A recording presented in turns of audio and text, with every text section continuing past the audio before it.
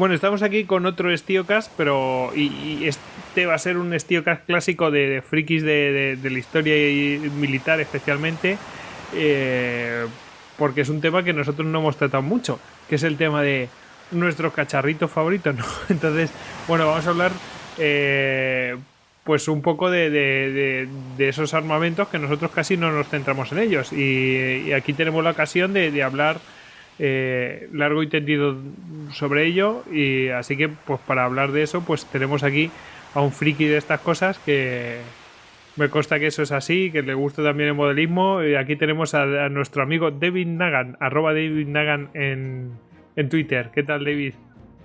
Pues nada, hablando de cacharritos, es mismo de enfrente de 60 maquetitas pequeñas de aviones, o sea que algo sí que me gusta, ¿eh? Pues claro, yo le dije, bueno, Sí, habla de un cacharro así favorito que te guste, así para que la gente se informe, pero háblalo así como para que la gente se dé cuenta de por qué te gusta este cacharro, ¿sabes? O pues sí. sea, porque la gente se suele pensar que nosotros nos gustan cosas de estas simplemente por detalles técnicos, y no, es por detalles que realmente llaman la atención de su rendimiento o de su diseño o lo que sea, ¿sabes? Entonces, bueno, transmítenos tu entusiasmo sobre ello. Bueno, pues a mí me propusiste hacer un SteoCast y me dijiste primero sobre un carro de combate y yo cogí y lo hice sobre un avión, pero bueno, aparte de este detalle técnico, Da sí igual. que elegí a un avión, elegí en concreto al Hawker Hurricane. ¿Y por qué elegí este avión? Porque a mí cuando me empezó a gustar todo el mundillo, sobre todo en las cosas militares, la historia y demás, lo que me empezó a atraer muchísimo era la aviación. O sea, a mí me gustaban mucho los aviones. Y entonces, pues como a cualquier persona que le guste la aviación, al final tira de lo más clásico, la aviación de la Segunda Guerra Mundial, y siempre va a parar a un lugar en concreto, que yo creo que es una de las batallas que toda la gente aficionada a la aeronáutica conoce al dedillo, y es la batalla de Inglaterra.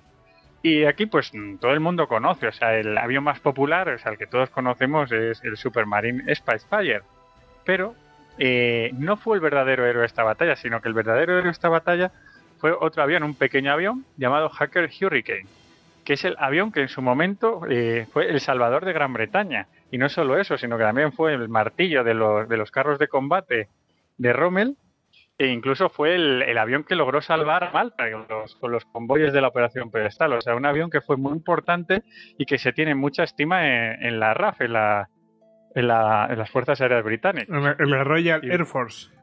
en la Royal Air Force, exactamente. Ujú. Y bueno, si quieres empezamos un poco así a hablar, más que detalles técnicos, vamos a hacer como un mix de un poco de su vida operativa y de cómo era este avión y digamos, de realmente las cosas que me atraen de él. Bueno, Oye, yo antes de empezar quería que cualquiera que fuera y lo buscara en Google, buscara por imágenes y así lo pueden ver. Lo primero que diría, pero esto no es un Spitfire, ¿no? Se parece, pero no lo es, porque el hombre, Spitfire es como más estilizado, ¿no? yo voy a coger, no hace falta que mire una imagen, voy a coger mi maquetita del avión que tengo, que además la tengo al lado del Spitfire. Y una de las cosas que más destacan, por ejemplo, es que es mucho más chato. O sea, es un avión que tiene, digamos, unos diseños aerodinámicos mucho más arcaicos. Pero no me voy a adelantar tampoco para hablar, y vamos a hablar un poco de lo que sería su desarrollo. Digamos, el primer vuelo lo realizó en el año 1935, o sea que estamos en un diseño de a mediados de los años 30. Destaca por ser el primer avión monoplano de la RAF, o sea, todo lo que tenía anteriormente las Fuerzas Aéreas Británicas eran biplanos, o sea, venían con la tradición de la Segunda Guerra Mundial, y no fue hasta el diseño de Hawker, que además fue un diseño de privado, digamos, que la Royal Air Force nunca lo licitó, sino que fue pues un diseñador de Hawker, en concreto Sidney Kahn, pues, que era además aficionado al modelismo, pues el que viendo cómo se estaban adelantando la ingeniería alemana y viendo los nuevos diseños que estaban saliendo y que posiblemente hubiera una nueva competencia tecnológica con ellos, pues se lanzó a hacer este diseño. Un monoplaza, pues que fue el primer avión que además alcanzó más de 500 kilómetros por hora. Vamos, fue un diseño muy innovador y sobre todo tenía una característica muy especial, era su motor, el mítico Rolls-Royce Marlin. O sea, es un motor que equipa muchísimos aviones, sobre todo británicos, en la Segunda Guerra Mundial, y uno de los motores pues, más míticos del mundo de la aviación. Bueno, esto es digamos que son sus puntos fuertes. Luego hay que ver que el avión, aparte pues eso de su excelente motor, tenía un diseño muy arcaico. Esto quiere decir que, por ejemplo, el primer modelo que se fabricó, la hélice solo tenía dos palas. No fue hasta el año 1940 O sea, tenía dos palas, pero como los biplanos, ¿no? Exactamente, o sea, es que prácticamente fue el Hawker Fury, que digamos que es el diseño anterior, lo que hicieron es convertirlo en monoplano. Entonces, pues le fueron transformando poco a poco. Entonces, tiene estas características arcaicas y claro, cuando tienes dos palas, digamos que el empuje es menor, o sea, no se desarrolla tan fuerte. Entonces, se fue mejorando con el tiempo, o sea, según le fueron introduciendo novedades técnicas. También destacamos que las alas, por ejemplo, son de madera, o sea, no son de metal como en los diseños posteriores, eran alas de madera. Y la estructura en muchos puntos era de tela. O sea, son características de biplano. No me digan más. Totalmente. Hablas de la cola, porque es que la cola a mí me recuerda a los aviones biplanos. Exactamente. O sea, las zonas, todo el eje de cola que va desde la cabina a la cola, por donde ya todos los cables del timón y tal, pues estaban, pues eso, forrados. Eran realmente es una estructura de madera forrada por tela. O sea, una cosa, claro, y estas características, pues realmente lo que hacían era un avión que realmente en su momento fue innovador, pero que en cuanto comenzó la guerra empezaron a ver sus características pues arcaicas. ¿Qué es lo que ocurre? Que este avión era, digamos que era el revulsivo respecto al diseño alemán, al mítico Bf-109, al Messerschmitt. Pero claro, el Messerschmitt se desarrolló más en secreto por todo el tema del Tratado de Versalles, no se sabe mucho de los planos, entonces ya cuando salió el Messerschmitt sí que tenía unas capacidades para evolucionarlo mucho mayores, mientras que el Hurricane, o sea, si le vemos es un avión muy pequeño y para realmente pues su célula dio para lo que dio, que es lo que vamos a hablar, no dio para más, pero llegó en el momento preciso para Gran Bretaña. O sea, estamos hablando que en el año 35 fue su primer vuelo, en el año 1937 el mítico 111 Escuadrón fue equipado con él. Digo mítico porque es uno de los más famosos en la batalla de Inglaterra. Era un escuadrón que estaba basado en los alrededores de Londres y era el que se comía pues casi todos los ataques de la Blitz alemana. O sea que digamos que tuvo una de las tasas más altas de derribos en toda la Segunda Guerra Mundial. O sea y antes de que le equiparan con Spitfire fue el primero equipado con Hurricane de toda la RAF. Bueno, digamos que cuando comenzó la guerra en el año 39, la RAF contaba con 500 aviones de este modelo para hacer frente pues a la poderosa Luftwaffe. Entonces vamos a hablar un poco de la historia operacional. Ya nos hemos dicho un poco cómo era el avión, o sea, un avión con características vetustas. No hemos hablado del armamento, que también es importante, siempre se me olvida. Pero el Mark I, o sea, el primer modelo de Hurricane estaba armado con 8 ametralladoras ligeras. Ahora vamos a ver la importancia que tiene el armamento, pero bueno, no vamos a adelantar acontecimientos. Le vemos actuar por primera vez en el año 40 en la defensa de Francia. Se destinaron una serie de escuadrones, concretamente 4 escuadrones que acompañaron a la British Expeditionary Force, o sea, la mítica BEF, para hacer frente a los alemanes en la Blitzkrieg, y luego se le añadieron otros 3. Bueno, fueron el avión aliado que más tasas de derribo tuvo de aviones alemanes. Fue además el primer derribo lo hicieron ya en el año 39 a un Dornier Do-17, o sea que fue uno de los primeros derribos que se hizo en el frente occidental durante la guerra. Y bueno, pues de hablar que fue lo que habíamos dicho, de los 1.300 aviones que perdió la Luftwaffe en la campaña de Francia, la mayoría de los derribos los ocasionaron los Hurricane. O sea, ya estamos viendo que es un avión muy destacable. Aunque bueno, la campaña de Francia acabó como acabó, tuvieron que retirarse ya pues con la evacuación de Dunkerque, y los maltrechos pues aviones británicos pues tuvieron que volver a la isla. O sea, habían tenido una primera experiencia, habían visto que lo de la Luftwaffe no era ninguna broma, y los Hurricane, pues de todos los aviones aliados, eran los que mejor aguantaban. Pero bueno, no tuvieron mucho descanso porque inmediatamente acabó la gran batalla de Francia, empezó la batalla de Inglaterra. La batalla de Inglaterra tiene 2 fases principales. Hay una primera fase donde los aviones, digamos, que salen desde Francia, de la Luftwaffe, pues preparando la operación León Marino, que era el desembarco masivo del ejército de las Islas Británicas, pues atacan los aeródromos. O sea, la intención era anular toda la capacidad de la RAF sobre el Canal de la Mancha para pues tener el control aéreo, dominar la Royal Navy y poder iniciar el desembarco. ¿Cómo lo hacen? Pues atacando los aeródromos. Entonces empiezan a producirse ataques raids. O sea, un raid típico consistía en los Dornier Do-17, los Junkers Ju-88 y los Heinkel G-111 volándose sus bases en Francia, atravesaron el canal Y normalmente había una primera oleada que lo hacía a muy baja altura, entonces era muy común. Esto lo hemos visto además en multitud de películas, incluso quiero recordar en Pearl Harbor cuando los cazas japoneses iban a ras de suelo y los pilotos mirando a la gente. Eso era lo que ocurría en Inglaterra, o sea, iban a muy baja altura, siguiendo pues las cosas que ellos conocían, las carreteras, las líneas de ferrocarril, dirigidos por mapas hacia donde están los aeródromos para bombardearlos. O sea, esto era una situación muy extraña. O sea, la población se encontraba frente a frente con los aviadores alemanes que les saludaban, llegaban, les bombardeaban y se iban. Entonces, ¿qué es lo que hizo el mando de caza británico? El mando de caza británico, gracias a Downing, creo que se llamaba el mariscal del aire que tenía, Downing exactamente, había previsto pues un sistema ya que todos conocemos con el radar en la costa, que detectaba los escuadrones que se acercaban, también un cuerpo de observadores, o sea, gente pues de la reserva que se apostaba en la costa, contaba el número de aviones que iban a ver que venían a atacar los aeródromos y avisaba por radio. Exactamente, así más o menos podían planificar toda la defensa de Gran Bretaña pues por sectores, enviar un relativo número de interceptores para hacer frente a las la fuerzas fuerza. atacantes. Exactamente. Entonces, este sistema pues empezó a dar resultado. ¿Qué pasó en la batalla de Inglaterra con el Hurricane? La batalla de Inglaterra empezaron a requerirse muchos aviones. O sea, el total de aviones que empleó la Luftwaffe contra Inglaterra ronda los 4.000.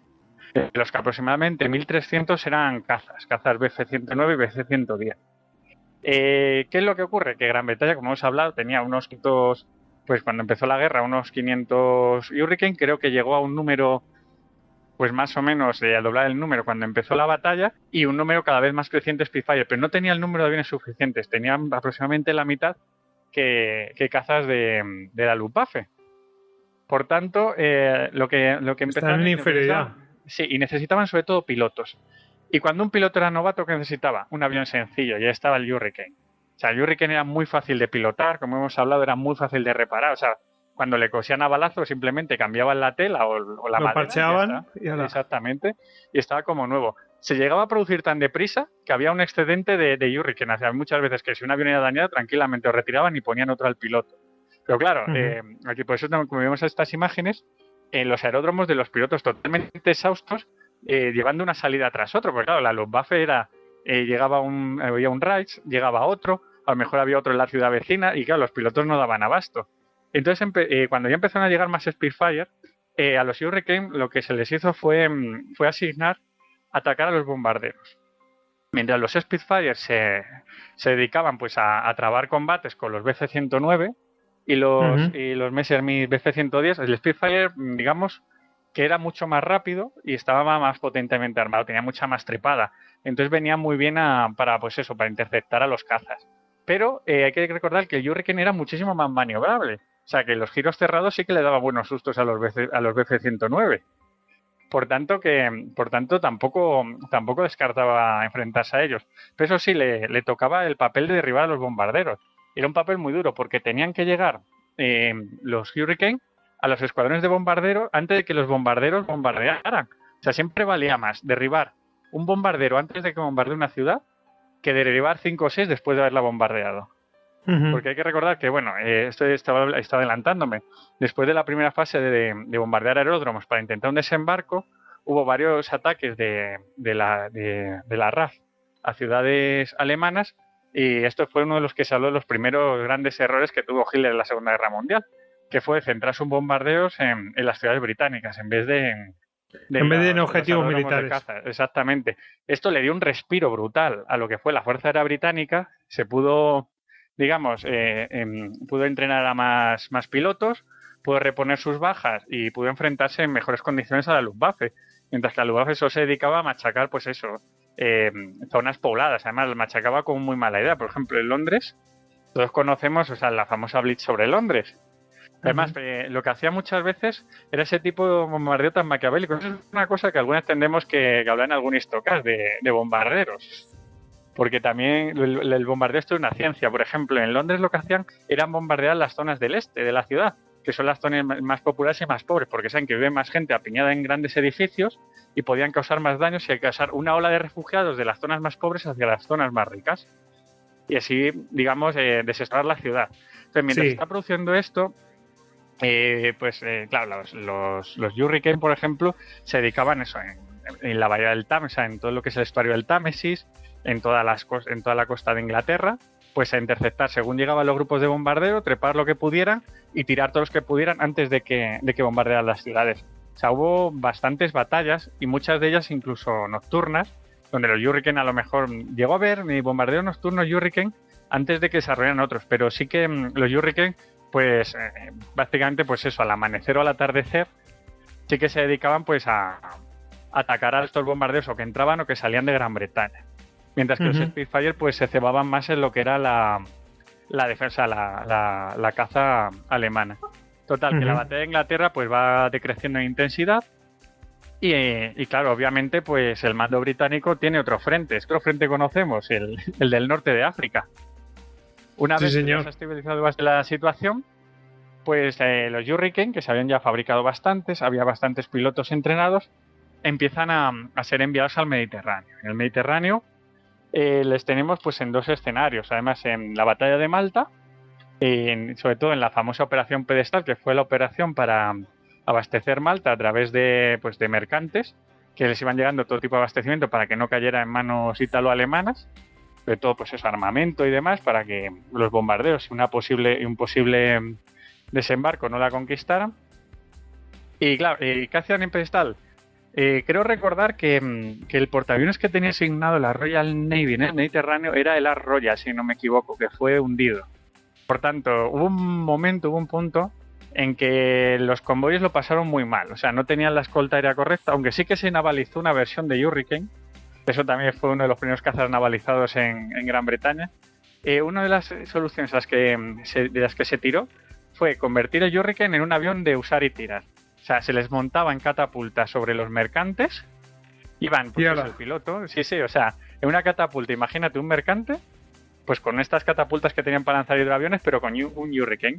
Entonces, si se detectaba que se acercaba algún avión de reconocimiento, algún torpedero o algo, que pudiera hostigar al convoy, se lanzaba el avión y el Hurricane, pues lo que le diera el combustible de sí, se dedicaba pues a hostigarle o a intentar derribarlo. ¿Qué pasa? Pues que había un momento en que se acababa el combustible. Si había tierra cerca, suerte. Si no, intentaba aterrizar lo más cerca posible del convoy y que recogían al piloto. Y esto era una operación muy peligrosa. O sea, el piloto muchas veces intentaba saltarle el Hurricane. Ahora sí, si os fijáis en un Hurricane, os podéis ver que la cabina está bastante embutida en el fuselaje. Sí, te podías dar con la cola.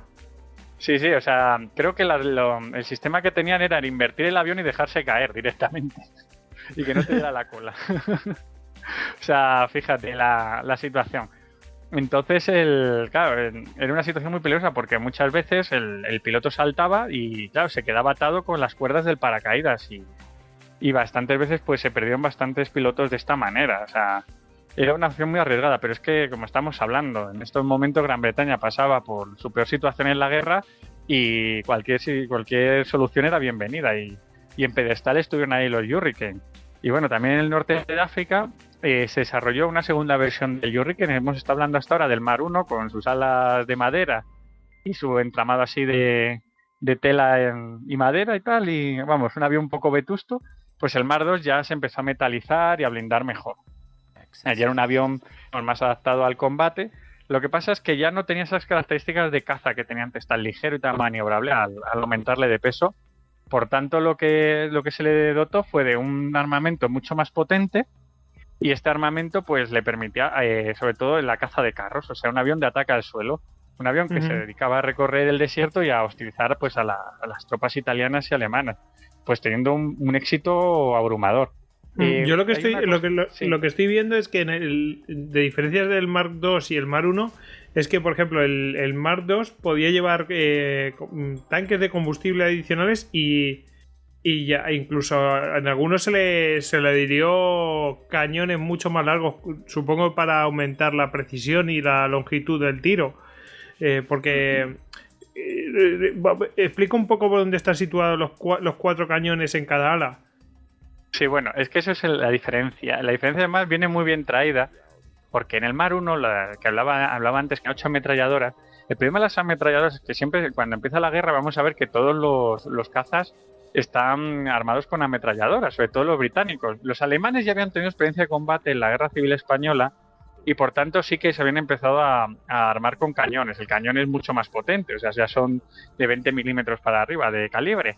¿Qué es lo que pasa con las ametralladoras? Pues le pasa muchísimo a los Hurricane. Había una situación que se da muchísimo en la batalla de Inglaterra, y es las formaciones de Heinkel de Ju-88 de Dornier 17 que llegaban totalmente acribilladas, o sea, a lo mejor con 400 o 500 impactos de bala en el fuselaje, y el avión iba y volvía.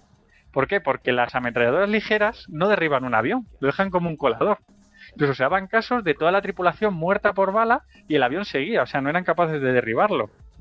Por tanto, se decidió aumentar sobre todo esto se ve mucho más claro en los Spitfire, aunque también en los Hurricane. Lo que pasa es que el Hurricane, al ser mucho más pequeño y el ala más ligera, el ala de madera, fíjate, no cómo puede contener un cañón. Pues nada, sí que se metalizaron y se construyeron estos cañones. Lo dices tú, las versiones de cañones más largos son los 20 milímetros anticarro, que esto se les armaba con ellos y ya eran para operaciones anticarro. Lo que pasa es que eran muy pesados pues para hacer vuelos de caza aérea. Por tanto, digamos que es el primer avión así especializado de Gran Bretaña en el ataque anticarro. Uh-huh. O sea, que está muy bien traído lo que contaste del armamento. Y otra cosa que me llama la atención es que tiene un sistema así como también como un poco sofisticado para esconder las propias ruedas. Eso sí que parece una innovación bastante importante. No sé si respecto a los biplanos eso es un...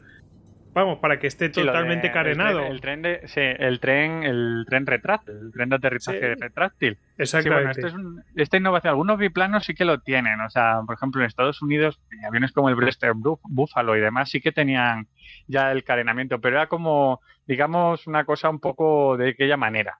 O sea, se intentaba llevar, por ejemplo, vemos también el Polikarpov I-15 soviético, que también tenía este sistema de carenar las ruedas dentro del fuselaje. Pero sí que siendo un avión de estas características, el Hawker Hurricane, al ser el primer monoplaza, un avión que además necesitaba ser muy veloz y muy maniobrable, sí que ya se tenía ese concepto aerodinámico de que el tren de aterrizaje debía ser plegable. Pero sí que era una cosa que no era muy común en los biplanos anteriores. O sea, aviones como el Fury o el Gloucester Gladiator, los que estaban defendiendo Malta antes de que llegaran los Spitfire y los Hurricane, no tenían este sistema. Por tanto, eran mucho menos... Digamos que el biplano, lo único que se puede destacar frente a un monoplano es la maniobrabilidad. Es lo que, digamos, porque luego es mucho más lento y mucho más vulnerable, por tanto.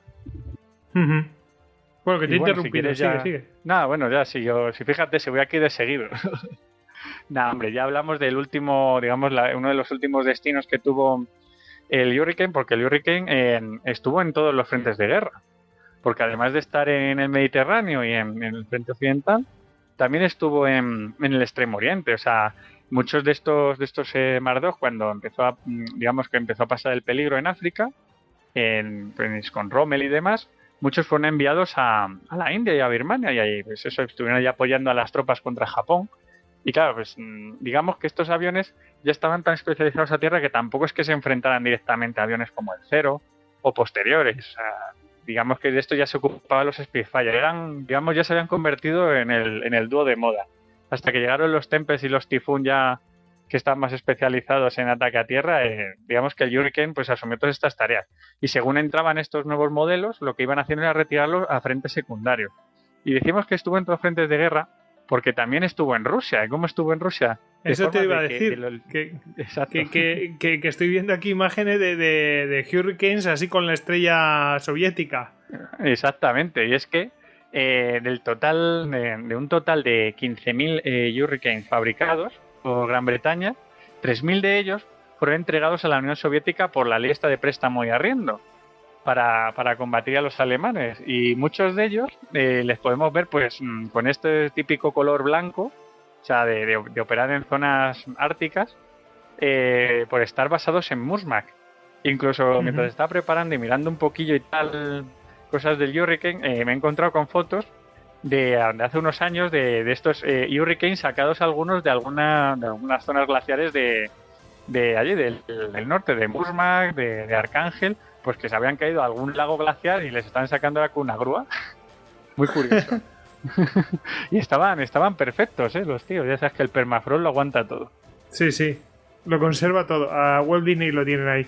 Exactamente. Y nada, y decir que el último escuadrón de Hurricane pues operó ya en 1946, o sea, como vemos, no duró nada después de la guerra y operó en la zona de Palestina. ¿Y qué es lo que pasó? Pues que realmente ya después de la guerra Gran Bretaña había construido tantos modelos de aviones, algunos tan superiores, que realmente los Hurricanes lo que se hizo con ellos fue cederlos a países aliados y le vemos pues apareciendo en las fuerzas aéreas de países como Irán, Turquía, la antigua Yugoslavia o Portugal. Ujú. O sea, que este realmente fue un avión que digamos que estuvo en los peores momentos de la Gran Bretaña. Fue la columna vertebral de la defensa de la batalla de Inglaterra. Recordemos que este avión tiene el porcentaje de derribos más alto. El 60% de los aviones enemigos derribados sobre Gran Bretaña en la batalla de Inglaterra fueron por parte de Hurricane. Y que ha sido totalmente eclipsado por el Spitfire. O sea, que es mucho más famoso, pero ni siquiera se acerca a esa tasa de derribos. Cuando realmente el Spitfire sí que tenía, digamos, esa tarea que es como mucho más novelesca, que es el duelo contra los cazas enemigos, mientras que el Hurricane sí que se encargaba de salvar a las ciudades, o sea, de los bombarderos, de intentar interceptarlos y llevarse por delante todos los que pudiera antes de que bombardearan. Pues nada, nosotros desde aquí hacemos nuestro homenaje a este pequeño huracán, ¿no?